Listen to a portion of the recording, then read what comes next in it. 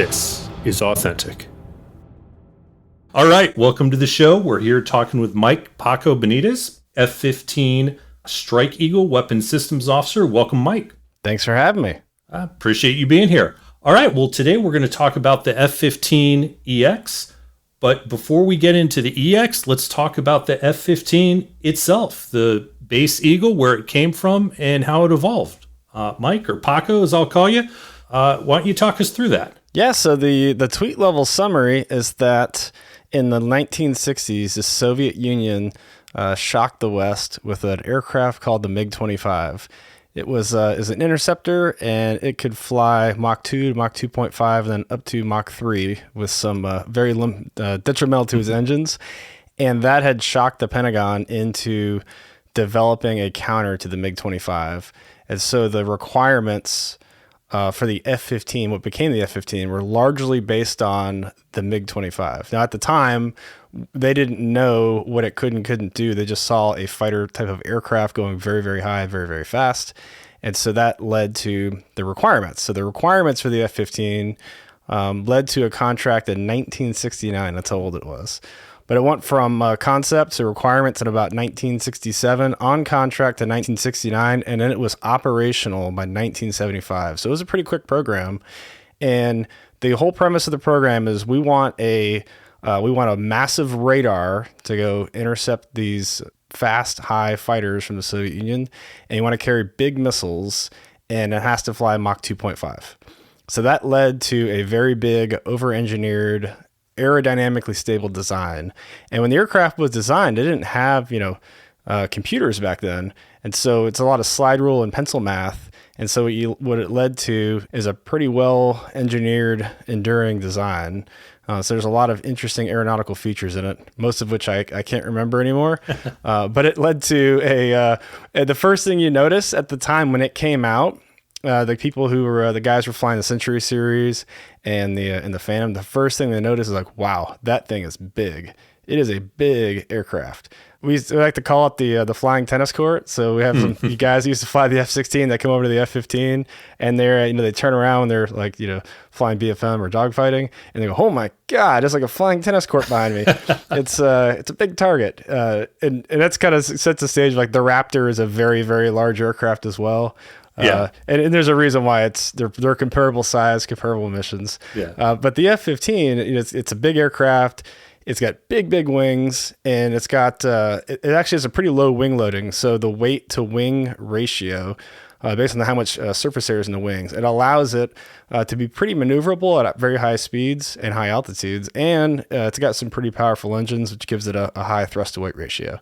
So that's kind of how the whole F-15 program began. And it really was a quantum leap, right? Because you go back to the Century series, and they were pretty optimized for each of their roles, and the F-4 was a multi-mission, or the start of the sort of multi-mission aircraft, but this was something entirely new, something that outperformed everything out there, and as it turned out, outperformed the MiG-25, because as we found out in, was it 75? I'll let you tell that story, but we found out that in that case, the bear that we thought was 10 foot tall and bulletproof wasn't. That's right. It was about the time we were fielding it. We had the defector at the MiG-25, and I actually figured out it couldn't do anything that we thought it could do. Right. So, but that set the stage. The F-15 set the stage for what became retroactively referred to as a fourth generation fighter. Mm-hmm. So the things that set it apart from, we'll call it the third generation at the time. And actually, let's just zoom out a little bit. Yeah. So if you go back to the first generation of jets had jet engines. Right. That's kind of where you start. World War II fighter with jet engines, essentially. Yeah. Yeah. You get your ME-262s and yeah, you sweep a wing here and there, but yeah. That's right. Yeah. Your early Korean War, and then you get to the second generation of fighters, which is now I have my engine technology has matured, my airframe and aeronautical understanding has matured. So now I can go supersonic, and I have some limited avionics. So I have maybe a range finding radar. I have some very limited air-to-air missiles, and this kind of describes the Century series fighters. Mm-hmm. So they're learning a lot. There's a lot of stuff going on. And then you get to the third generation of fighters, which is kind of the advent of the multi-role fighter. So I can build one aircraft and I can put a whole bunch of different things on it. I can put different systems in it. And then through training, I can use it for different things at the time. And so the F-4 is probably the hallmark example of a third generation fighter. And so the fourth generation fighter, what that brought was basically microchips. So the advent of the microchip. And that allowed things like synthetic aperture radar or pulse Doppler radar, where I can look down, shoot down, where before you couldn't. If you were an interceptor and you were looking at a target that was below you, the signal processing at the time wouldn't allow you to dig it out of the noise, the background clutter of the ground. And so when we talk about look down, shoot down, that is a fourth generation and beyond capability, thanks to the advent of microchips, and there's some material sciences for how the antenna arrays are built. And so that's kind of where that all starts with avionics, and you get some sensors, and now we have even more powerful engines. And so now we can actually have positive thrust to weight ratio. So I can accelerate in the vertical in some low fuel instances. And so if you see some pictures of like the F-15 going vertical, some of the newer fighters, like that is kind of the hallmark of that as a fourth generation fighter. Then you get into fifth generation fighters, and I would say that the number one thing that distinguishes them is the signature. So they're built to have a different passive radio frequency signature. Mm-hmm. The other things are kind of happy to glad. So it's got sensors, it's got fusion. Those are things that you can put on other aircraft. But the one thing that actually makes it different is it accounts for a signature, specifically a very certain type of signature. And that is so important because when you get into defining what will become a sixth generation fighter, I could describe what they probably think it's going to be right now, which it's going to have no tail. So yeah. to quantify what a sixth generation fighter is, I don't think it'll have a tail. No country in the world is going to build a sixth generation fighter with a tail. I think there's a half dozen different efforts going on around the world. None of them have tails. There's a reason for that. You're going to have open mission systems, and you're going to have digital engineering. So you have a digital twin. You can iterate on the sensors, the hardware, and the software really, really quickly. And you have an inherently wider band, lower signature design. Mm-hmm. So that's kind of the generations in a nutshell. And I say that with a big asterisk. There's actually no official designation of those generations that I just made up, but there is about 4 or 5 different frameworks that do exist, and they're roughly what I've just described. Right. And so really that jump from fourth to fifth, and don't want to get ahead of ourselves here, but that fourth to fifth really comes down to some stuff that are baked in, if you will. Like you can't redesign the airframe to an enormous extent. And a lot of that discrete passive signature you're talking about has to do with physical geometry. It does. And I say, and that's one spectrum. Mm-hmm. We can get into that discussion if you want. So there's what would you call like stealth. Mm-hmm. Traditionally, that is a radio frequency, a narrow band, narrow aspect radio frequency capability. Mm-hmm. So at a certain frequency range, at a certain range from that emitter, at a certain angle, I can control what that reflectivity is. Mm-hmm. That's not all aspect, that's not all frequencies, and that's not all ranges. And so we develop tactics to kind of maximize that capability. Now that's a two-sided equation though. So that's number one, that's only RF. So there's an IR spectrum, there's an audible spectrum, there's a magnetronic spectrum. Like if you're putting metal in the air and it's moving through and disturbing molecules, there is something that is emitting. There's a signature there. Yeah. There is a signature, right? So that's part of it. And the other part of it is the enemy gets a vote. And so the systems that the enemy is developing, I would say have advanced dramatically in the past 15 years. And to the point of you're seeing like there's other generational leaps and tactics and technology development to kind of a cat and dog game. So I'm going to do this. There's going to be a counter to it. There's a counter to it, and it kind of goes back and forth. So It's not I've heard it called the price of entry. I don't necessarily believe that. Believe that there's a time and a place for attributes and platform capabilities. And as it turns out, if you have an entire football team of quarterbacks and you put all of them on the field, you're probably going to lose. Yeah, it's not going to work quite as well. Yeah. So taking that, let's roll back to the F-15 in its the A model, right? We'll go back to the beginning. As you said, solidly fourth gen because it defined fourth gen in a lot of ways. So there's, I don't know if there's A models flying in anyone's inventory anymore, but we'll keep stuff on the open source level just to be careful throughout the discussion. What did the F-15 bring to the table in terms of sort of height, speed, range? We talked about speed a little bit already, but height, speed, range, and ability to engage. Yeah, so the first thing, it had power. So it could accelerate very quickly. I think it was one of the first fighters that had a thrust to weight ratio that was positive, so it could accelerate in the vertical. The second thing that it had was speed. So it had an actual stated requirement for Mach 2.5 based on the MiG-25. Right. So they had to design an airframe to go Mach 2.5, which at the time introduced a whole bunch of other engineering challenges. So if you notice on the F-15, the inlets, they actually move. So they move up and down, and then inside the inlets, there's a bunch of trapdoors with perforations that move around. And the reason is, in a turbine engine, the process of thrust is suck, squeeze, bang, blow. Well, you can suck all the air in if you're going, Mach 2.5, but you can't compress supersonic air. It's uncompressible. So just like the SR-71 had those big nozzles, it had those big cones. Those cones were there to slow the air down enough between the intake and the front of the engine to get it subsonic so it could be compressed. So the F-15 has a series of inlet ramps that move around, and there's a flight control computer that does it all for us, and that allows us to go faster. Like the F-16 has a fixed inlet, and so it's speed limit of just what it can do by just design. Right. Now, that's not saying that it's tactically useful to go Mach 2.5, but the aircraft can go Mach 2.5. That is it does. Yeah. It's not a glossy brochure. Right. In fact, the F-15 SA, we're getting a little bit ahead, but the F-15 SA, which the EX is based off of, for flight sciences, they had to actually validate that requirement still with the new engines and the new airframe. So they had to go actually out and take it to the limit. So show it could do. Yeah, and it got there, but that's not really where you want to live tactically. But right. I want to say it got to Mach 2.9, like 7 something, and they're like, "Yep, that's good enough." Yeah, we're good. Yeah. Or Mach 2.49. That's what I meant. Yeah.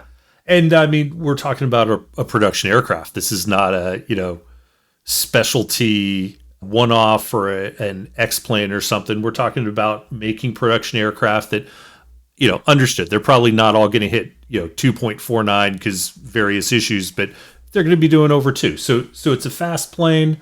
It's a capable plane. We talked about the look-down, shoot-down radar, pretty decent range on that radar, and then carried decent host of missiles, right? Oh yeah. It can carry. So the EX carries 12 as is, and then it has some expansion options in the glossy brochure that the Air Force didn't buy. But it can carry 12. Yeah, I've seen it with 12. It carries them. Yep. It's a lot. I mean, the Raptor carries 6 long range and then 2 short range. The EX can carry 12 long range or can carry a mix of them. It's really just kind of choose your own adventure at that point. But beyond the rails and the swappability is the fact that they're external. If and when a larger, longer range missile makes an appearance in the future, there are rails in the sky to put it on. Right. Whereas you're not going to be able to squeeze that inside an F-22. You're not going to squeeze that inside an F-35 because in one of those sad stories, we built the Air Force, or the U.S. military, basically designed the F-22 around the AIM-120, and the AIM-120 was a early 1980s design. Right. So we were constrained by just the energetics that are possible to fit in that much of a weapons bay. Right. And so when you go back to that first generation, or really the what would you call them, the light gray Eagles, right? The ABC. Yeah. We call them the C model. Everyone's either C model or the light gray or the Eagle, depending on what side you're on. Yeah, the light gray, you started back there with 8 missiles and a gun, which seemed like plenty back then. And you mentioned the EX is up to 12, and we'll talk about that EX development in a little bit. But before we go there, need to mention that not a pound for air to ground was also a philosophy here, right? On that original light gray C model Eagle. It was one thing, do it really well, and that was air to air, right? Yeah, and most people don't realize this. It does have the F-15C and D actually does have some air to ground capability. The Air Force, the U.S. Air Force doesn't really use it, but it is in there. It's in the jet. It's just not something we use. And I say that because the Israelis who have F-15Cs and Ds, they actually do kind of a mix. So they'll fly an offensive counter air with 8 AMRAAMs, but then they'll take the center line and they'll have a bomb, or a cruise missile. So they're doing kind of the same thing. It's some pretty interesting tactics that the Israelis use it for. But yeah, the not a pound for air to ground, and really that comes down to more of a philosophy of the training. And so it's like the A-10 community. Love those guys. They're, here's your thing, do it well. And as a guy who grew up and lived in a squadron with more missions than I could remember, having the pros from Dover who are like, hey, I'm really good at these 3 things. Like, great. Like, I'm not as good at these 12 things. So, so yeah, they're in the books. Right. Exactly. But those other 9 you may need today, right? So that's right. It's enough to kind of, again, you're a utility player if you're switching analogies to baseball. Yeah. But the fact that you could be so focused on air superiority, and that kind of helped the Raptor community out quite a bit. And then we brought some other people from different communities when that community stood up to bring just a different lens to how to achieve air superiority. But they were uniquely focused on that. The Air Dominance Division out at Nellis with the C models and the Raptors, like that's kind of like the beating heart of air superiority for the Air Force, and I'm glad it exists. Right. But as things developed, as the C model was developing out of those early light gray Eagles, there was another capability that was brought to bear with the dark gray Eagle, right? And if anyone out there can tell us that story, I think it's you. So, what are the dark gray Eagles? Well, back in the mid 80s, I want to say it was 85 timeframe, there was some concepts about taking an F-16, and there was a variant of an F-16 that actually had a delta wing that apparently was pretty amazing. And McDonnell Douglas at the time, who made the F-15, they had self-funded this project to turn the F-15 into a air-to-ground bomber, essentially. And so they had these thing called, I think they're called fast packs, and I can't remember what it stood for. And what it was is what currently we call conformal fuel tanks. Those actually had like 11 or 12 different types of packs that you could put on there. Some of them were fuel, some of them were like built-in jammers, some of them were antenna arrays. It was actually a pretty novel concept. And then they figured out, like, actually this not a pound for air to ground, this airframe, we overbuilt it. It's actually designed pretty well. And so they were able to take an F-15D and modify it and put a whole bunch of weapons on it to show, like, hey, this thing can actually carry some weight. And so that ended up turning into the F-15E program. And so the D was the 2-seat variant of the air-to-air. It was a training jet, basically. So the first few E models were actually converted D models. So they're just there's 1 or 2 of them still flying, and they're wired all differently. They're Frankenjets, we call them. Each pub is kind of tied to that specific tail because they're all wired different. Yeah. But that's how that program started. So the E model, the original E model, got the F-15D and C engines, so the Pratt & Whitney 220s. It got the missionized cockpit and the back seat, so they're not different. And there's some things you can do in the back you can't do in the front and vice versa. And it was set up that way actually as an outgrowth of the F-4. As the F-4 matured through its life cycle, they realized the value in having a multi-role fighter.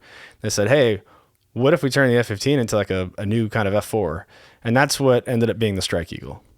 So it went IOC, so it went operational in 1989, and then it got shipped right off to Desert Storm, and it kind of made its way trying to do scud hunting and a few other things. I want to say when it deployed, not all the jets even had targeting pods or terrain following radars. They were just kind of doing the best they could with what they had. Yeah, as you do, right? That's sort of the military. That's right. You get to fight with what you got, not what you want. But I think you bring up a good point, which is a lot of times, or at least I'll say from a guy standing outside the Air Force looking in, there's a perception that the F-15E was a strike platform, sort of analogous to the F-111 or the A-6. But as you mentioned, it's more than that. It's multi-role. It is multi-role, and I like to say it carries almost every weapon in the inventory. So to include 5,000-pound bunker busters, to include air-to-air missiles, obviously, to include nuclear weapons, cruise missiles. It could fit a lot on that jet, and the fact that it has the missionized cockpit allows it for a division of duties, so you can do some pretty interesting things with it. And then as time was going on, the F-15 was exported, sold to other countries, and in several different variants. And I know you mentioned the SA already. I don't know if we want to start there, but I think one of the key things is a lot of countries started seeing the value of that two-man cockpit, right? Or two-person cockpit, I should say. Yeah, it's interesting that you mentioned that. The driving factor wasn't necessarily the two-person concept or human factors or division of duties or missionized cockpit. It was money. Really? Okay. So the C model, the F-15C, it went out of production, a long time ago. Well, the F-15E, because it started later, it finished later. Mm-hmm. And so it went operational in 89. And I want to say the last new aircraft that came off that line that went to the U.S. Air Force was in 2001. Mm-hmm. Well, by then, there are some other countries who had signed up for exports. And so Boeing started selling them overseas. And so there's E-model variants and export configurations kind of running around everywhere. And I won't even remember them all if I try to list them. Israel has some. Singapore has some of the newer ones, not the newest. Mm-hmm. There's, the Saudis have the original, the F-15S, right. And now they're buying the SAs, which we'll get to that in a little bit. Mm-hmm. But yeah, there's definitely some exports out there, and that kept the production line open. And so now you have what we'll call FMS, foreign material sales. And so the State Department gets these requests. Country X wants to buy some aircraft. They go through the process, they approve it, and then those contracts flow through, say, the U.S. Air Force for Air Force stuff, for, say, Boeing to build an aircraft that then we as the U.S. Air Force deliver to a foreign country. And so for probably about 20 years or so, the production line for the F-15 has been kept open by foreign material sales. Nice. Okay. And so they fly in one seat, two seat as their tactics, manning, mission require. Yeah. And I think almost everyone flies as a two seat. Mm-hmm. There might be one or two exceptions. Okay. But that's the legacy F-15. And it's an important story to realize that how FMS kind of kept the production line open, because as those customers have different needs and time goes on, the configuration between that last F-15E that rolled off the line and those subsequent F-15 started to change. Right. And so Singapore was the first country that said, hey, these F-15s are great. What I don't want a Pratt & Whitney engine. I want a General Electric engine. Mm-hmm. And so Singapore paid extra money for the flight sciences testing and the flight control computer development and all the stuff that's required to put GE 129 engines in the F-15. Right. And so their jets are the first ones with GE 129 engines. Okay. And that became now the basis of, like, well, I guess every aircraft coming off the line will have that now. Right. And so that's kind of how you got into the GE and went from Pratt to GE. To GE. And yeah. But that, and I could talk to, I've flown them all. I can tell you the differences between them. Well, I mean, I probably want to hear about that as we talk through it. But I think, this goes back to what you were saying, the general soundness of the overall design. Change out the software, change out the engines, change out whatever you need, the fast packs that gave way to the conformal tanks, and just a fundamentally sound design from the beginning that allowed all this. But while all that's going on, as we start talking about the early 2000s, the F-22 appears on the scene, right? Is the new air dominance fighter, and I believe that was U.S. only, right? We went it alone on that one. That is right. So that's actually a good segue, because you can't talk about the F-15EX without talking about the F-15C, and you can't talk about the F-15C without talking about the F-22. So there's there's some interconnected history between all of these things that are really, really important. And it's kind of confusing if you're not living in this kind of career field or in this profession. So if you go back and you think of how militaries think about force design, which is what do I want my force to look like? How am I going to fight a war? And so if you go back in 20-year, 30-year horizons is what a lot of this planning happens. And so you obviously have to make some bets and guesses, and there's assumptions.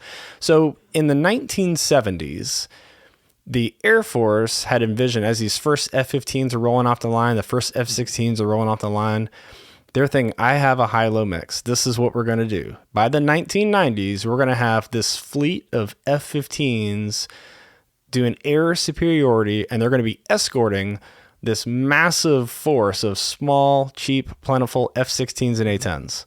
Like, yeah, that's what we're going to do. So that was the original plan in the 70s. And so you can see by the 90s, we kind of had that. Well, then you think in the 2000s, so late 90s, early 2000s, we say, you know what? If we replace all the F-15s with F-22s, and we take all of the F-16s, all the A-10s, and all the F-117s and replace them with F-35s, that's what we're going to do. We're going to have this massive fleet of F-22s dominating the skies, escorting small, cheap, plentiful F-35s. And so the original plan was by 2025, the U.S. Air Force would be a 100% fifth-gen force, just as I described. Right. Because after all, obviously that right? Because the F-35 it was actually originally the Joint Strike Fighter, right? And if you think about the Strike Fighter, probably the original plane to have that moniker was the F/A-18 Hornet.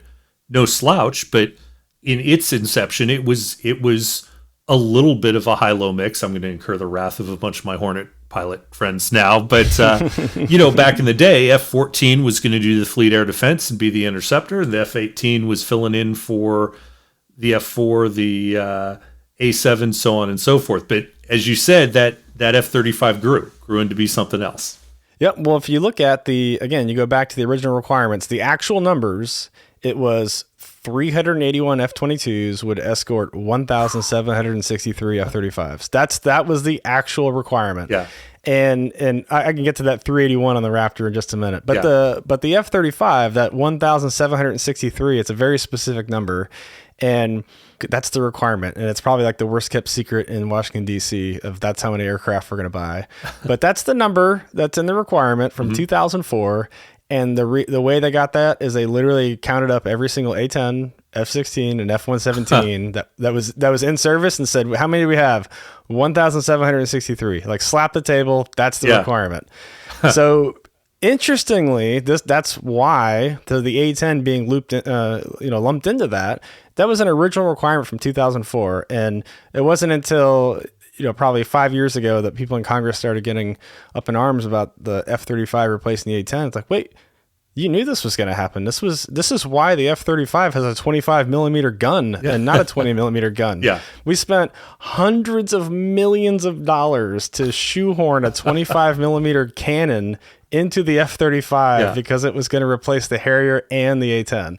And it's really the Harrier gun, except that the Harrier gun wouldn't fit either. The GAU-12, they actually had to take a barrel out and take all the rounds out of it. Yeah. So now the GAU-22, it's a 4-barrel Gatling gun with 180 rounds. So, how we doing? Yeah. So, but I tell you that to say that the F-35, all that numbers I just told you. Did you notice there's one aircraft that was not in that plan, was the F-15. Mm-hmm. The F-15 is not part of the F-35 requirement at all, was never part of it. What it was part of the F-22 requirement. Right. And so in the same logic that the Air Force had back in the mid to late 80s, the original requirement for F-22s was 750. As it turns out, there's 750 F-15s at the time. That's where they got the number from. It's just funny how that happens. It's funny how that happens. So that's how that happened. The problem with the Raptor, though, and I know it's still there's a lot of heartburn from the Air Force for what happened. It's a tragedy. It's an amazing aircraft. Yeah. It's awesome. What happened was, though, it just came of age at the wrong time, and so the original requirement in the 80s was 750. By the time that the YF-22 beat the YF-23 in the fly-off competition, the Cold War had just ended, and the requirement had already dropped to 648. Right. And then 48 months later, In 93, it was called the bottom-up review, which was a massive force redesign for the peace dividend. They dropped the requirement down to 442, and you're like, uh-oh, this is not going well. Yeah. So just in a matter of a couple of years, the requirement's kind of been in half. Yeah. And by the time that the first F-22 flew, the requirement had already been cut down to about 350 jets. And it kept dropping and dropping, and there was a huge food fight, got the chief of staff fired, trying to save the jet. And by the time it went operational in 2005, it was kind of on, they knew they were going to cut the program. And so it ended the buy at 187 jets in 2009. Yeah. And now the problem is, and that story is important. Again, this is not fifth gen history. This is a podcast on the F-15EX. Right. So I told you that story because, actions have consequences. And so now every time the F-22 had a program curtailment that led to an extension of an F-15. Right. It was almost a 1-for-1. Mm-hmm. So if we're going to cut 100 Raptors, all right, we're going to extend 100 F-15s. And so what had happened was by 2007, they realized we're not going to get anywhere close to the number of Raptors that we actually required. And there was a study that actually said 381 was the no kidding requirement. And then we could have 250 with, some medium risk. And they said, here's your 187, live with it. Yeah. And so what the Air Force did at the same time, they said, okay, we're going to kick off a new program, and it's called the Golden Eagle program. And what it was is we're going to take at the time, there was about 650 or so F-15s still flying, the C models. We're going to get rid of the oldest ones. We're going to pick the best ones we have. I think it was 180 or so. And we're going to upgrade all of them with these new ESA radars. Mm-hmm. And we're going to fly them to 2030. That's the plan. So this was the plan in 2007. And so and it was done on the cheap. There's a lesson here. So it was done on the cheap. So what it did is said, okay, well, we don't want to develop a whole new radar. That's expensive. So how about we just develop an antenna? And so well, no, we don't even want to develop an antenna. We have an antenna from this other program called the APG-63V2, which was this couple F-15s had this radar. The APG-63V1 is a mechanical scanned array. So it has a little servo. It bounces back and forth. That's your kind of legacy radar. Your V3 is your active electronically scanned antenna, AESA. And so they said, great, we have an antenna. We don't have any of the avionics. And so the Golden Eagle program took the Navy's Super Hornet radar avionics, the APG-79, and basically mounted it and paired it with the APG-63 antenna. Because for those who don't know, the F-15, I told you it was a large aircraft. It has a 36-inch radar antenna on the front of it. It is the biggest radar array of a fighter in the world. It is massive. And so if you can take some avionics off of even a smaller aircraft and pair it to a very, very large antenna, you can do some really interesting things with it. Mm-hmm. And that's what happened with the Golden Eagle program. Oh, by the way, you couldn't make this up. At the same time that was happening, they made that decision back in 2007. They had an F-15 break apart in flight over St. Louis. Right. And I don't know if you remember that, but luckily the guy lived, and that led to grounding the fleet. I was actually deployed at the time when that got grounded, and I was in a strike, and I was like, are we grounded? They're like, yeah, you're grounded too. Like, oh. And then they said, no, you're not grounded. Go fly. No, you're not. Like, okay. Different F-15s. Red, no blue. Yeah. So that led to a whole bunch of those lawsuits about manufacturing defects and these thing called longerons, with these little strips of metal that connect the barrel, so the nose of the aircraft to the fuselage. Mm-hmm. And one of those had failed, so the nose broke off in flight. So the pilot is in the front of the aircraft is left him behind, and so he ejects out of the cockpit. Yeah. So, and I tell you that story because if you fast forward 10 years, by about 2018, I was working in the Pentagon at the time. Around 2018, it was pretty clear from looking at all the data that those Golden Eagles weren't going to make it to 2030. They were pretty bent. A lot of corrosion, so they would come into depot and they start taking these panels off. They were finding all kinds of issues that were never projected to show up. So you'd have some aircraft that would go into depot and they would just get retired. Like they're so broken, they like you couldn't fly it out. So like, well, I guess we're gonna put it on a truck and send it to the boneyard. And so that was happening. There was G limits, airspeed limits, all kinds of things trying to triage the fleet. And so that kind of sets the stage of, hey, our F-15s are falling out of the sky. These are not going to make it to 2030. We didn't buy enough F-22s. The F-35 has its own program requirements, and it's not doing too well either.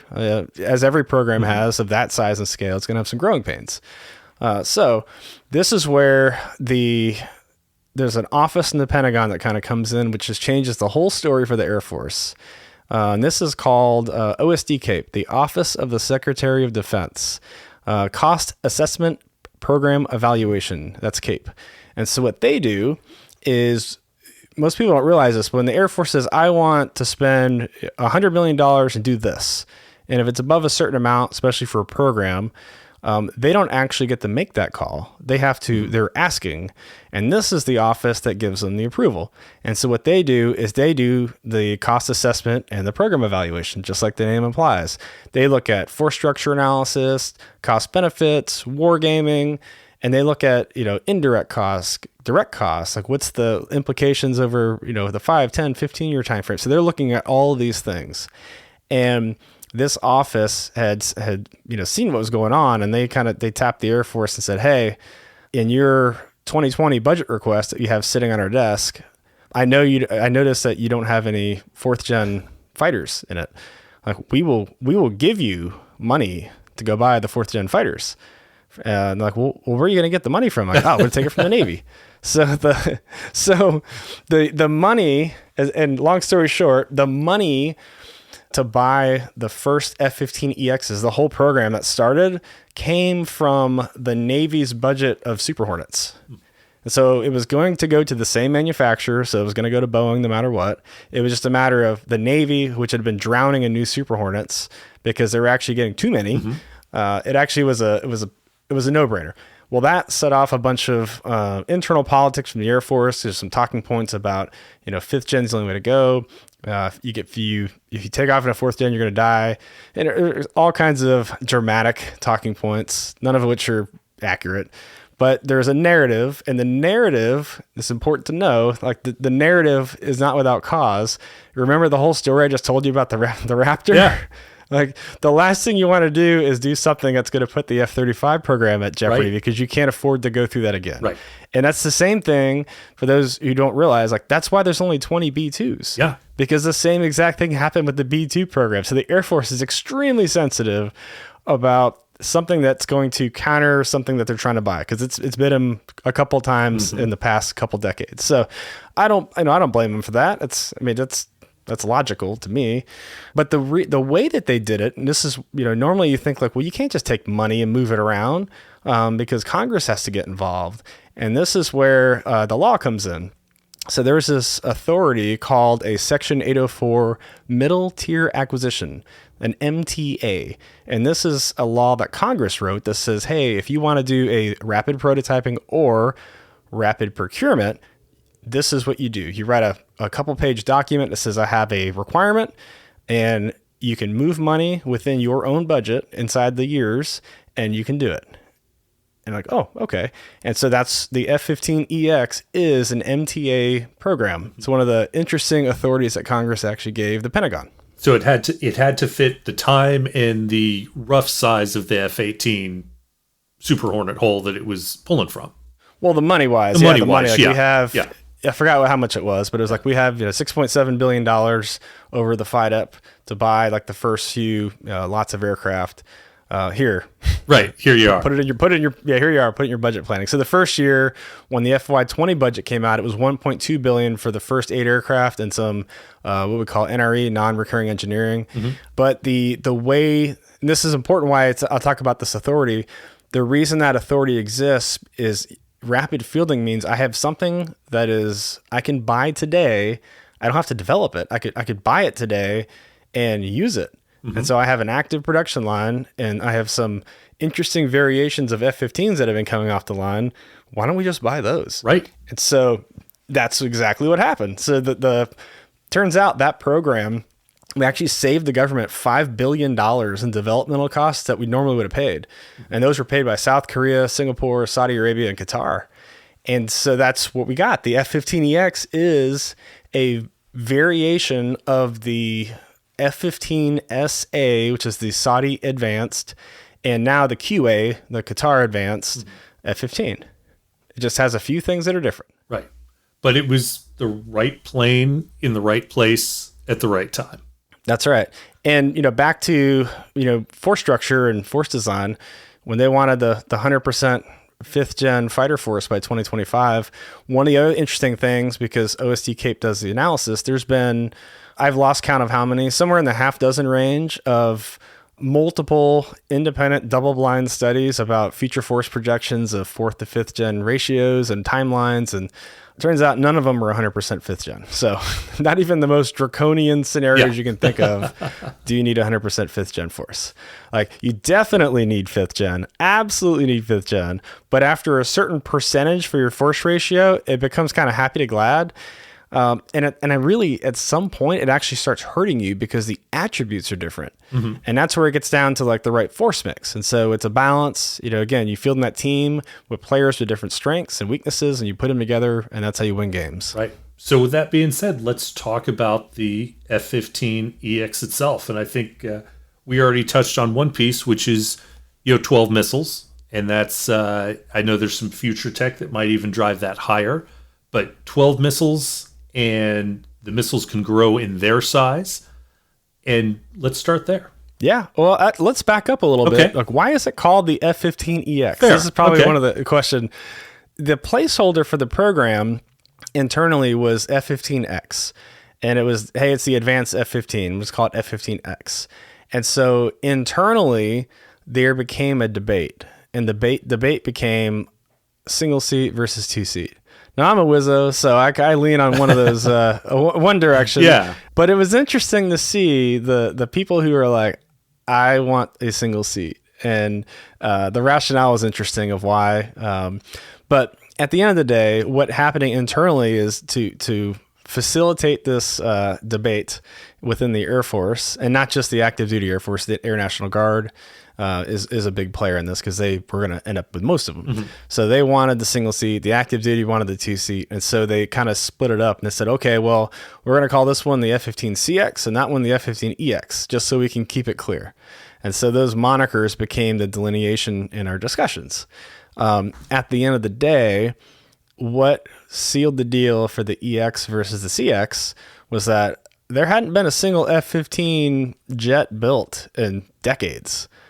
But there's two-seat F-15s coming off the line now. It's like there's no engineering and development required. Like, we could just buy the aircraft. Like, all right, the EX wins. And so as a consolation prize, what happened was the requirements were adjusted to move a few things from the back seat and made it redundant in the front seat. So you could fly it with just a pilot and no one in the back seat, and the pilot in the front could actually do everything that a two-seat advanced F-15 could do. Mm-hmm. Where the F-15E, you can't do that. And the two things that are different between the E and the EX from the two seats are there's two panels. One of them is the targeting pod, and the other one's electronic warfare. So there's in the EX, you can do it from the front seat or the back seat. And the E, it's just the back seat. And that's usually, well, I won't say usually, but very often these decisions are made that way. What's going to save the most money to the government. Yeah, and again, it goes back to that authority. So if you were going to use that money with that authority from Congress, it had to be a rapid fielding. It had to be the EX. Yeah. And it means you can buy it, but you have to be done buying it in 5 years. And you're like, well, the only way to do that is to tap a hot production line. So the original requirement that was written down was for 144 jets. And then that there was a contract that came out, which is basically it's a hollow contract, but it was a $23 billion contract. So you could put money onto it to buy more jets, up to 144.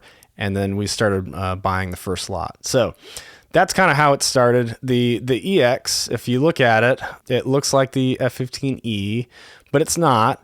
And so the first things you can't see, the F-15C, so the light gray, the single seat, it weighs, if you take everything out of it, it weighs 31,000 pounds. Okay. Mm-hmm. The F-15E, with the same motors, weighs about 33,000 pounds. So it's 2,000 pounds more. And then if you put the Pratt & Whitney 229s in the Strike Eagle, it takes it up to about 34,000 pounds. Okay. The EX is heavier than that. It's 35,000 pounds empty. Okay. So it has some reinforcement. It's not the engines. It has some structural reinforcements and things that enable it to carry some extra weight over an E model. But it's 35,000 pounds, bone dry, and that's one of the things you can't see. Some of the things that it has that the E model has is the APG-82 V1. So that is the world's largest and most powerful ESA radar in a fighter. Right. It has what's called the Advanced Display Core Processor 2, ADCP2. That's the biggest and most powerful computer in any fighter jet in the world. And so you can start to see a pattern here. Like I have a big jet with a lot of power. I can put a lot of stuff in it. And that's really kind of the MO of the F-15, what it's kind of evolved into. The F-15EX inherited all of the things out of the SA and QA programs, notably digital fly-by-wire. And the digital fly-by-wire, so no more cables and pulleys and hydraulic servos, it basically freed up some where the pulleys and the cables run. That space got freed up, and now we could run wiring bundles. And we can actually unlock and use what we call Station 109, which is the extra wing stations. Okay. So the fly-by-wire is what enabled that to happen. So for two reasons. Number one, you can run the wire bundles, but number two, I have precise control over my aircraft, because as things go further and further away from the center line, the moment arm increases, and now I have things like wing flutter and instability, and that's why like your F-35 and F-16, they can carry things on their wingtips because they have a digital fly-by-wire system. Right. It's stabilizing the aircraft when these things happen. That's right. Yeah. And so it's powered by GE 129s. Talked about that already. One of the reasons was Pratt & Whitney actually filed a protest to be the engine provider for the EX initially. And then they basically said, well, you have to pay for the years of flight science testing, and you have to build the computer software for the flight control system. And they're like, oh my God. We're like, nope, we're out. Yeah. No, so, thank you. Yeah. On the other side, we could have had the GE 132 engines. They're even bigger. The UAE F-16s use them, but we didn't get them for the same reason we didn't get the Pratt & Whitneys, is that there's no other F-15 in the world with them. It would take us years of flight sciences. But they're great engines. We can talk about that in a minute. Yeah, we're back to that color of money driving us to where we got. Yep. That's right. There's a trend here. Yeah, it's got when they made it, they actually ran some fiber. There's a fiber backbone for some future use, so you can connect some avionics, and there's some fiber interconnect which allows some low latency passage of things to unlock some interesting capabilities. So we'll leave it at that. Yeah. There's CFTs, so conformal fuel tanks. You'll see them on the EX. But if you look really closely, you have to look really closely. They're not the same as the F-15E. They're actually built, so the top stations, we call CFT stations 4, 5, and 6. They're like the shoulders. They're kind of at an angle. Yeah. Those look different on the EX than the E. And the reason is they're actually wired differently, and they actually have an extra bundle for we call a 1760 bus station. So they're smart weapon stations. So the F-15E, only the bottom row of weapons is smart weapons capable. On the EX, every weapon station is smart weapons capable. Right. Which unlocks a whole bunch of things you can do with it. Right. Especially when you're looking at force multiplication, but we'll get there. Yeah. And then now you gotta jump up in the cockpit. It's got a low profile heads-up display. Obviously, it's got a back seat, but the probably the first thing people notice when they climb up the ladder and look at it is they see the cockpit display and they go, "Wow, that thing is huge." So it has a 19 by 11 high definition touch panel in each cockpit. And for comparison, there's a couple pictures on the internet, but not many. The F-35 has an 8 by 20 display. So this is 30% larger than the F-35 display, and there's two of them. Right. Yeah. And the display, it's actually made by Elbit, which is an Israeli company, and Interestingly enough, the F-35 Block 4 and the Super Hornet Block 3 are actually getting the same display made by the same company. Display. So yeah, so Right. the F-15EX is just ahead of the times, I guess. And then we talked about the difference between the rear cockpit and the back and the front cockpit. The rear cockpit is wired for JHEMIX, so you can fly with a helmet-mounted sight in the front and the back, which allows you to do some interesting things. I've flown with it a few times. You can basically cue, like the backseater can take like an AIM-9X and cue an AIM-9X by looking backwards at like a threat while the pilot's doing something else.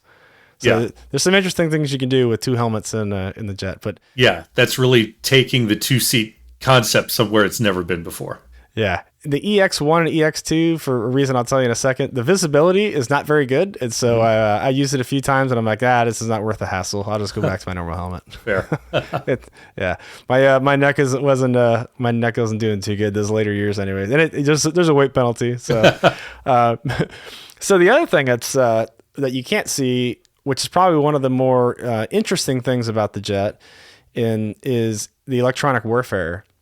So it has the ALQ 250, which everyone just calls EPAS, the Eagle Passive Active Warning Survivability System.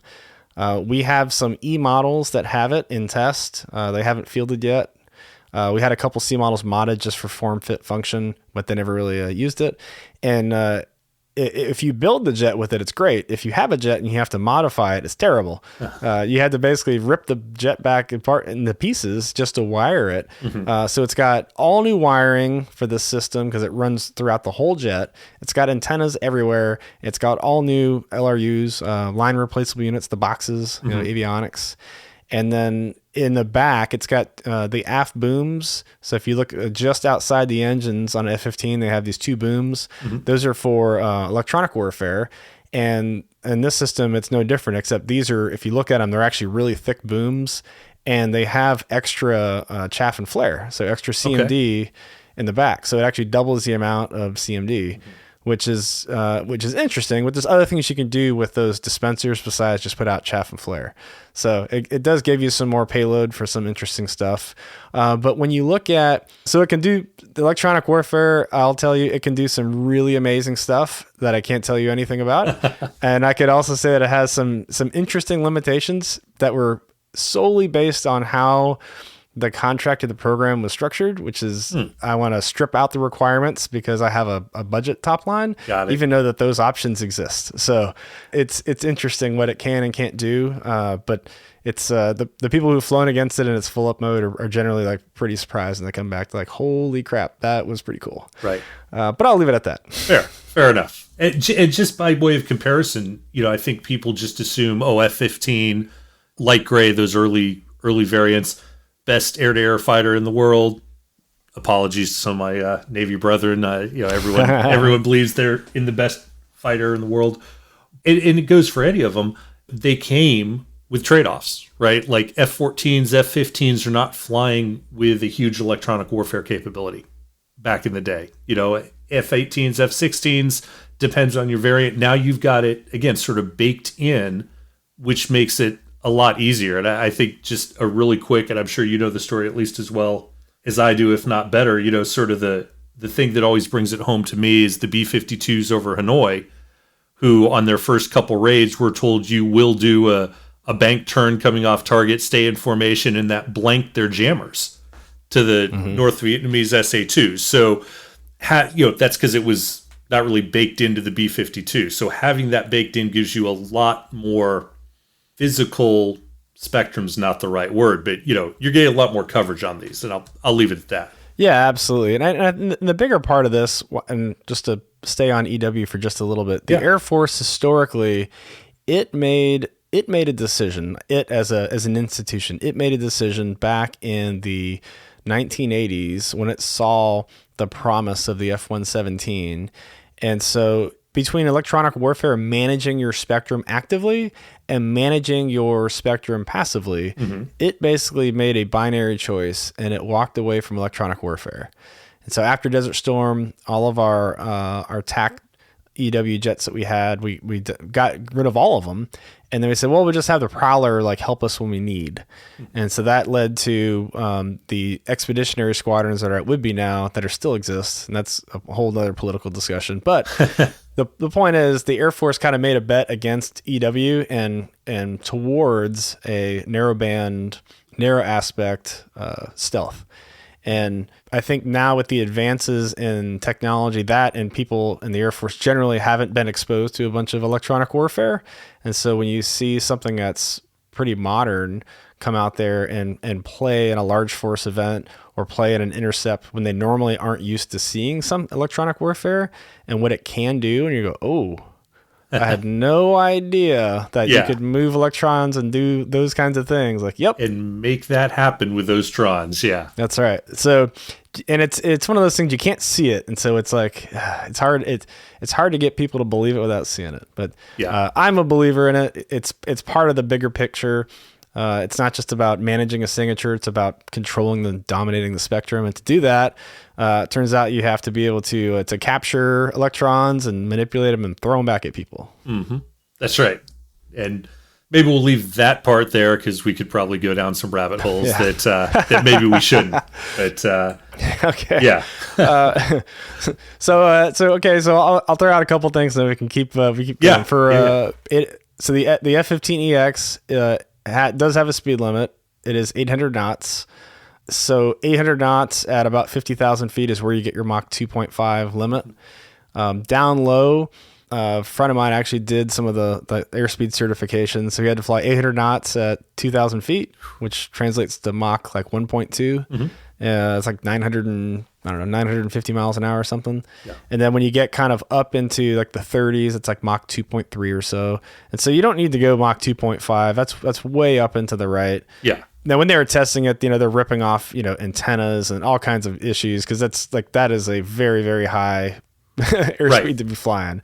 For perspective, we're talking about an airspeed limit of 800 knots. Yeah. For perspective, like if you eject over 450 knots, like you're probably not going to live. Right.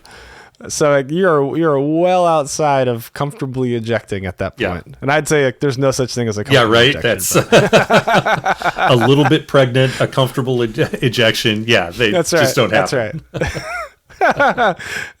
But it does super cruise.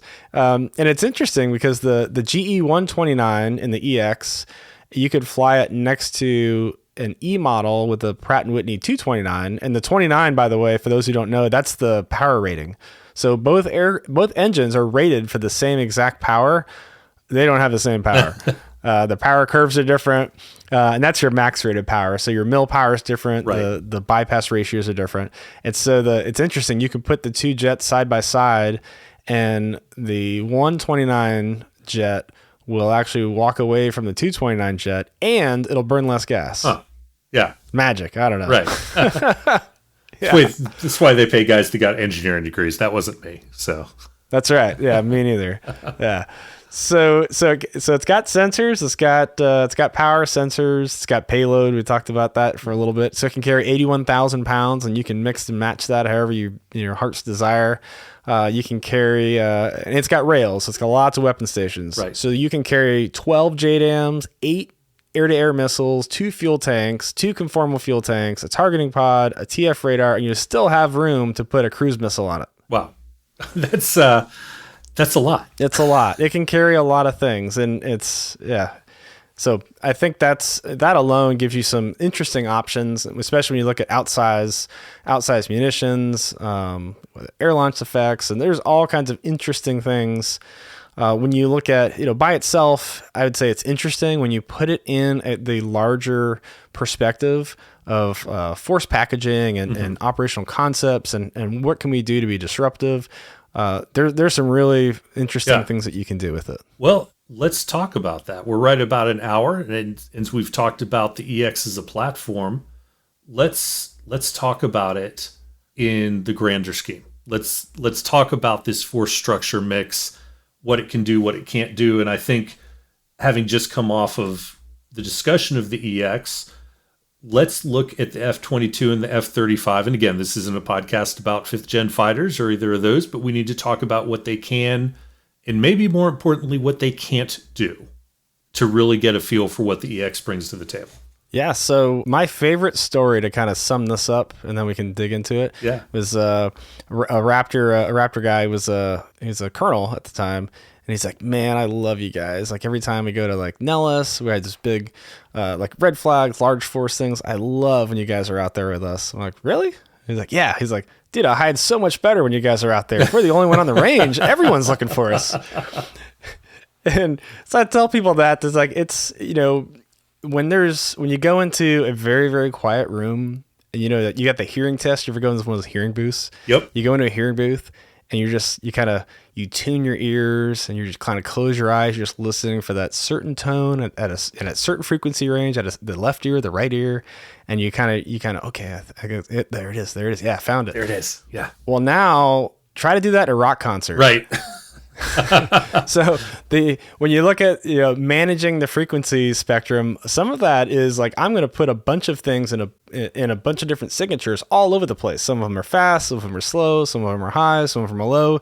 Some of them have very large radar signatures, some of them have very small radar signatures, and just that element alone causes so much chaos that it's amazing when you can look at some of these large force things of what the 5th gen are able to do, based on just having so many other things out there for the enemy to contend with. Because when they see things, they have to contend with them. Right. I mean, I'll put on my Aegis air defense hat and say it's pretty hard to ignore the large radar cross section moving really fast because there might be something you haven't seen yet. You know, that's from the defender's point of view, that's a non-starter. Yeah. So. Exactly. Like, we're going to answer the mail like, wait, the one thing coming at you that you see, you didn't attack Hey, it? Skipper, no, I didn't take that one out. I know there's something else out there. I just know it. Yeah. And it's also interesting because there's some times where you go out and fly and the, there was brief, like in training, like the radar kind of knows. You go to the mass brief, so you know who all the blue players are, all the red players, for safety. And then like the 5th gen would fall out of the blue side, but red wouldn't know. And they'd come back and deep like, man, I was everywhere for that 5th gen. I couldn't find them. Like, oh yeah, sorry, the ops canceled. Yeah. I forgot to tell you. Like, what? Yeah, that's because they weren't there. But just the fact that they had devoted so much like cognitive resources to look for something that they even thought was there, and it didn't even take off. So now we've got this mix of those 5th gen and the EX. Presumably, I don't know what the number is on the buy now, but how are those going to work together? What are the goods, the bads, and the others? Yeah, well, that is part of a thing that we call FI, fighter integration. It's how 4th and 5th work together. So I won't be able to tell you pretty much anything about that. But what I will say is that very early on, it was pretty much recognized that, hey, when the 4th and 5th gen attributes get put together, the sum is greater. The whole is greater than the sum? The whole greater than the sum of the parts. Yeah. That's right. Yeah. So you can actually do some interesting things that you could never do if I just had an EX formation or I just had an F-22 formation. But if I mix the formations and I change the geometry, change some angles, change some switch settings, and now I can do some interesting things. So getting back to the you can't run an offense with quarterbacks and wide receivers only. That's right. Yeah. So, all right. So we'll keep it where we can broadcast this and not have people knocking at the front door and asking to take audio down. But, we talked about what the F-15 and the EX can do as far as expansion. But we are limited, right? On the F-22, we already talked about the F-22 is just limited by how many numbers. There's no more being made ever. Just not going to happen. And both the 22 and the 35 can only carry, up to an AMRAAM internally? Well, the F-35 has a program now to mount an extra AMRAAM on the door. So it's not actually on the jet. It's mounted on the weapons bay door, so it flips open. Okay. So it can actually now, it's probably fielded by now, it can carry 6 air-to-air missiles internally now. But I think the bigger question isn't necessarily payload for like the F-35, and it has the external thing it can do. But if you've never seen an F-35 in person, the first thing, remember back to the beginning, I said the first thing people say when they see an F-15 or F-22 is they go, man, that's a big aircraft. The first thing that people say when they say an F-35 is, man, that's a small aircraft. That's really, that's a lot smaller than I thought it was. Like, yeah, it's like, it's an F-16 size. Yeah. How about that? Go figure that the thing that was sort of designed to replace the F-16 might be about the same size. That's right. So when, and this is an important part of the story for the EX. So the EX has a lot of space to put a lot of things. It's very forgiving for throwing boxes and wiring and stuff in it. The F-35, it's like the F-16, is very small. It's package limited. It's got size, weight, and power constraints. And for those who don't know, there's a program called Block 4 for the F-35. This is also known as C2D2, Continuous Capability Development and Delivery. Yep, got that right. And what's interesting about this program that people need to realize is that the original F-35 requirements were all based on a 2025 timeline.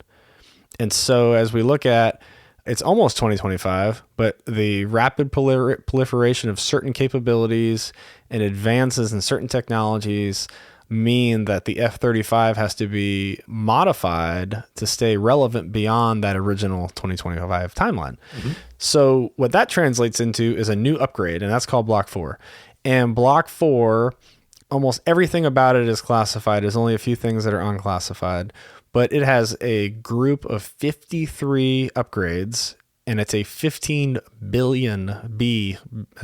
billion program for R&D to develop those 53 capabilities. That does not include the cost of actually buying the jets with the stuff in it. Right. So it is a very, very expensive, very, very invasive modification. So you're looking at a new cockpit, a new radar, a new electronic warfare, a new engine. That doesn't include the price of the engine, by the way. And so you're basically rebuilding the F-35 now as it's getting ready to, it's got its legs up under it. It's doing well. And now it's time to okay, well, now we need to modify it for the 2030 fight. And so when that jet is kind of locked up into those upgrades, there's going to be things that happen in the next 5 years that weren't in that plan that was drawn up, 5 years ago. Mm-hmm. So we're 10 years into this $15 billion program. There's going to be things. So you have emergent capabilities and technologies, and you have to have a way to field it. And if it's all being shoved through the same program, you're just asking for problems. So you have programmatic problems where now it's like, what do you want? You want this, you want that. You want on this timeline or that timeline. And so having another platform and another industrial base to on-ramp and field capabilities, it starts to become less about the platform and more about just having a platform and a different industrial base. Most people don't realize, but a fighter program has somewhere around 600 suppliers. And if I have... a great example, the F-15 uses a Raytheon radar. The F-35 and F-22 uses a Northrop radar. Well, by having a Raytheon radar, they're developing new capabilities and things that Northrop isn't, and Northrop's developing capabilities Raytheon's not. And so when I put them both in the sky, I can see I can make some comparisons. I can maybe put some of those capabilities together that they had never independently would have thought of. And so that's one example, but there's hundreds of examples of why keeping more than one production line allows a more resilient industrial base and a base that is going to be able to innovate at the pace that's going to be needed in the rest of the 2020s, honestly. Right, and that makes perfect sense. I'm a history guy by trade, and I just sort of think back to how did we get the Mustang? Right, you took a North American airframe, you took a Rolls-Royce engine, and you went, oh, look at these two things going together. And they weren't developed to go together, but, chocolate and peanut butter, I guess, right? Is that like Nutella? Yeah, right. Well, now for the F-35, it's Nutella, right? Because there's a European variant, right? Yeah. And I'm not here to bag on any manufacturer, any programs, but at the end of the day, every program has lumps, has a history, and there's the F-35 is a requirements. You get what you get. It was in the requirements to do all of that. Mm-hmm. And the fact that anyone with a bar napkin probably could have said, hey, I don't think that having all three services buy the same fighter from the same manufacturer for an 80-year program of record is going to be healthy for the industrial base. Yeah. I'll say just, being a surface guy, we still buy our ships from two different shipyards, even if it's exactly the same class, and depending on what ship you served on and your feelings, Bath or Ingalls, and there's strong feelings, but there's some good reasons for the things you're talking about not to do it all that way. Well, just like the F-35, like there was for years there was a debate in Congress about funding a second engine, so you'd have resiliency in the industrial base. Like what happens if you imagine a future where 80% of the allies in the world are flying the F-35 and the engine grounds the fleet. Right. Now what happens? Well, there goes 80% of the world's flying Air Force. Right. Or at least 80% of our side, right? Yeah, that's right. Yeah. And it's interesting because I'm 99% sure the B-21 is going to have F-135 engines, the same engine as the F-35. Yeah. And so it'd be interesting to see now if I have an engine problem, I ground the B-21 and the F-35. So. What could go wrong? Yeah. So, all right. Let's talk a little bit about how many of these we're going to buy, and the maybes of how many we're going to buy, and then if you don't mind, let's go into a little bit of the what ifing. Okay. The original requirement in 2019 was or 2018, one of those years, was for 144 aircraft. The contract that currently exists is to buy 76 over what we call the FYDP or the FYDP, the Future Years Defense Program. Mm-hmm. The only reason that number is 76 for the contract is because it was a middle tier acquisition and it was a 5-year limit. So the contract authority that we have in place is for 76 aircraft. It's a $23 billion ceiling, which includes more than the aircraft. It's like spares and parts, but and support equipment. But those are the numbers. 144 is a requirement. 76 is the contract. This year, the Air Force, when they released their 2023 budgets, this is I guess last February now, they said, hey, we want to accelerate the buy so we can curtail the program and kill it at 80 jets, which means that the FY24 budget would be the last buy. Mm-hmm. That is what the Air Force is asking. We will see what Congress lets them do because, as if people who don't know, it is a budget request. It's not right. It's not the budget. It's the request, and then Congress gets to ask a bunch of questions. And they've already started asking questions about their lack of a coherent plan. The Air Force kind of reinvents their fighter force structure about every 6 months or so. So it's interesting to see how some decisions kind of knee jerk back and forth and some kind of persist. So it'll be interesting to see. It depends, honestly, what are you going to do with these aircraft? That is the big question, because even at 144, and I can't remember where that number came from, that is not a 1-for-1 replacement for the F-15. The F-15C and D fleet, there's about 230 or so at the time. And so it was never going to be a 1-for-1 replacement. In fact, the F-15Cs had started aging out so fast that they had started making basing decisions to put F-35s at F-15C bases to replace them. That's already happened. So Jacksonville Air National Guard is getting F-35s next year, and they're a C model base. And that was never the requirement of the program. Right. So it's interesting to see when it comes down, do we need an F-35 to fly Homeland Defense? Yeah. I don't know. Probably not. To me, that seems kind of weird, but maybe, I don't know. When you look at the North, like Canada, they actually just got announced they're buying F-35s. Finally. Mm-hmm. That's great.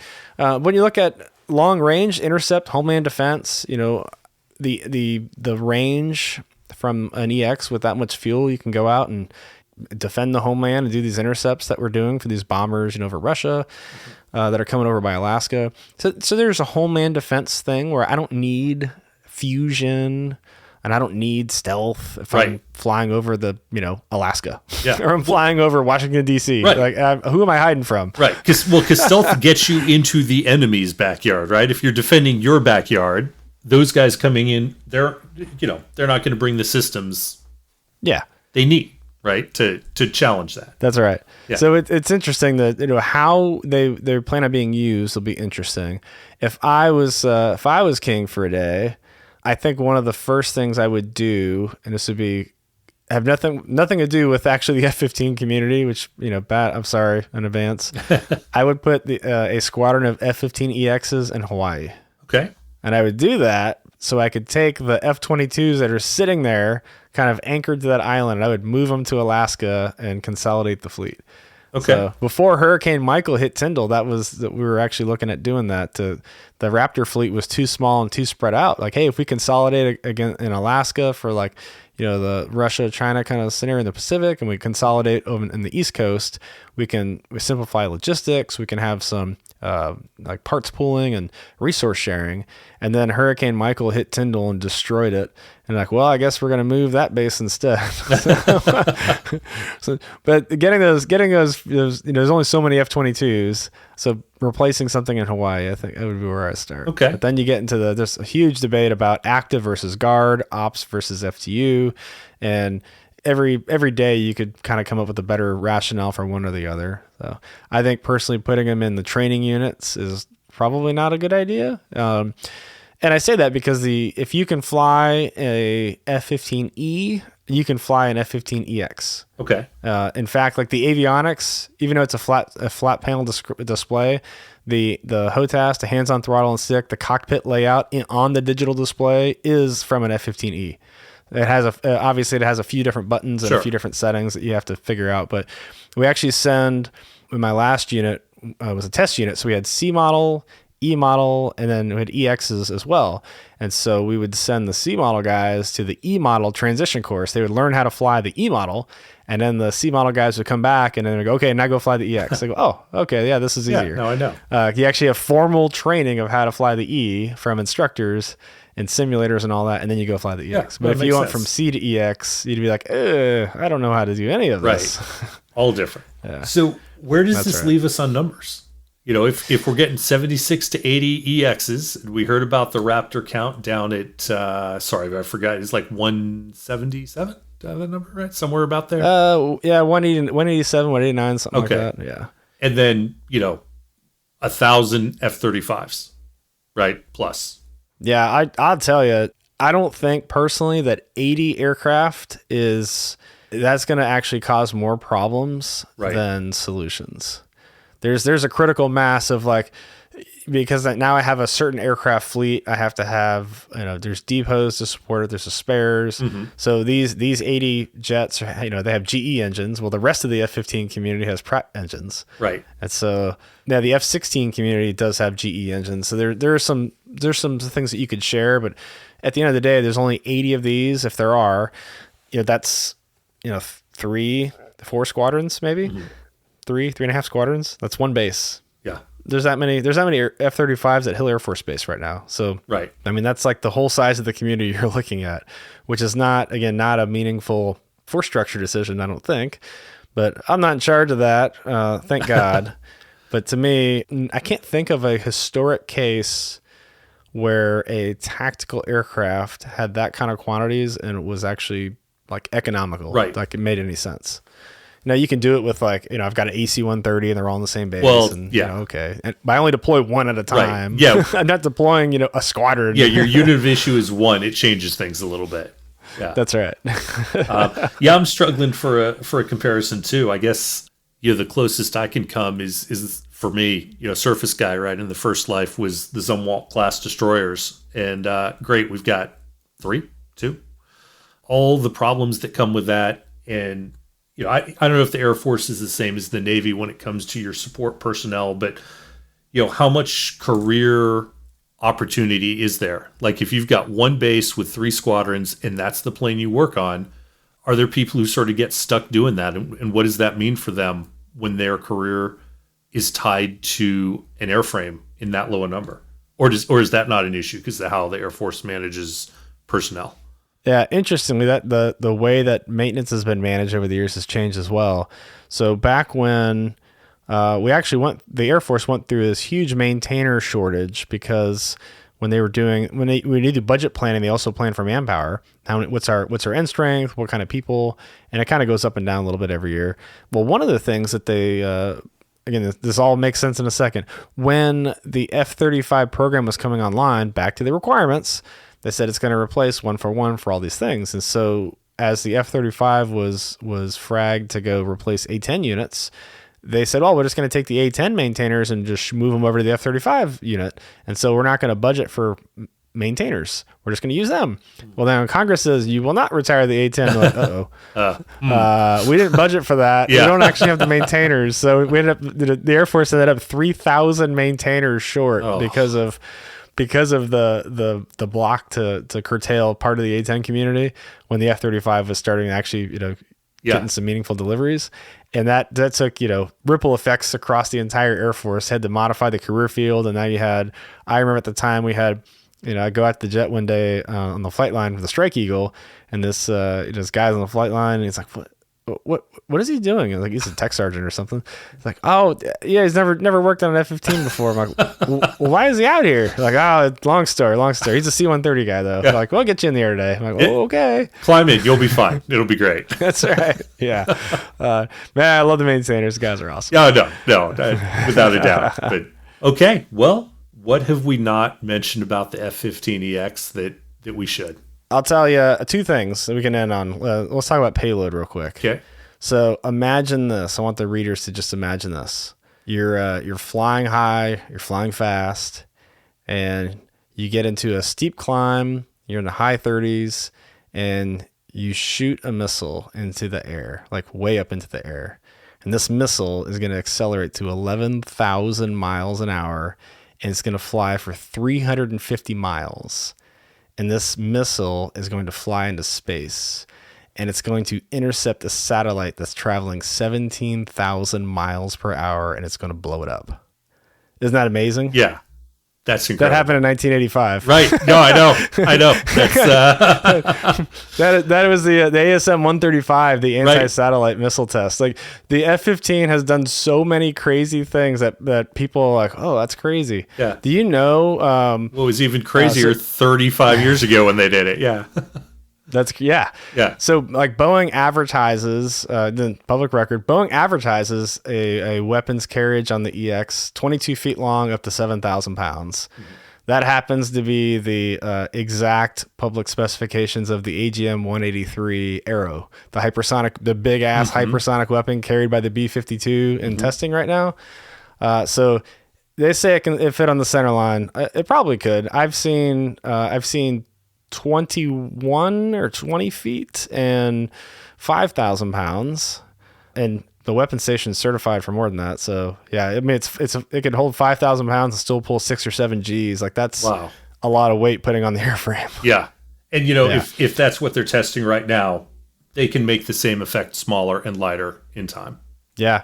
There's the largest thing that I know of, and there's been some crazy things that they've hung on the side of the jet or on the bottom of the jet. The F-15's done some crazy things. The craziest thing I've heard of is what's called a silver sparrow. Have you ever heard of that? No. Okay. So the Israeli Air Force, to test their ballistic missile defense systems, they have these targets. And what they do is they take an F-15 and they load these missiles. They're called sparrows, and there's a blue sparrow, which is the smaller one, and there's a silver sparrow, which is the big one. Mm-hmm. And they load it on the wing station, not even on the bottom, on the wing. So they have a fuel tank on one side of the jet, and they'll have this big thing on the other side of the jet. And so the silver sparrow is 27 feet long and 7,000 pounds, and it's a missile, and it flies 90 miles into space and then comes back down so their missile system can shoot it down in testing. Yeah, because that's crazy. Space technically starts at, 62 miles? 62, 63. It's like the Kármán line. It's right around there. Right. I can't remember so what 90 miles. 90 miles up. Yeah. That's a 27-foot long, 7,000 pound missile on the wing of an F-15. Yeah. It just goes back to the fundamental soundness of the airframe and of the design. Yeah. It's never let me down. So I'm biased. I admit it. All right. Well, thank you, Pako. Always a pleasure talking to you. For those out there, where can they hear more of you or read more of you? I ask as a loaded question, knowing the answer to both. Thanks for that. I appreciate it. So if you haven't read or listened to The Merge, so the newsletter, the podcast, that's where you can find me. www.themerge.co, themerge.co. You can find me there, get your newsletter now twice a week because I can't fit it all on Sunday mornings anymore. It's too much good stuff. So, And then you've also got a podcast going with that, right? I do. I launched the pod. People kept asking about it. Said, fine, I'll put out a pod. And so I'm a few episodes in. So please check it out. Let us know how you think. And we're trying to make it better every episode. We're working with it still, but it's doing pretty good on the Apple ranking charts right now, which is pretty surprising because I have no idea what I'm doing. Well, hey, unpaid promotional announcement here from me is I enjoy them both. I think they're both informative and well put together. They're very readable. A lot of times you get defense news and it's very, I don't want to say wonk because wonk's not necessarily a bad term, but and your stuff is definitely, I mean, you need to know what you're talking about to converse on your level, but it's very accessible and it's good stuff. Go out and give it a listen, guys.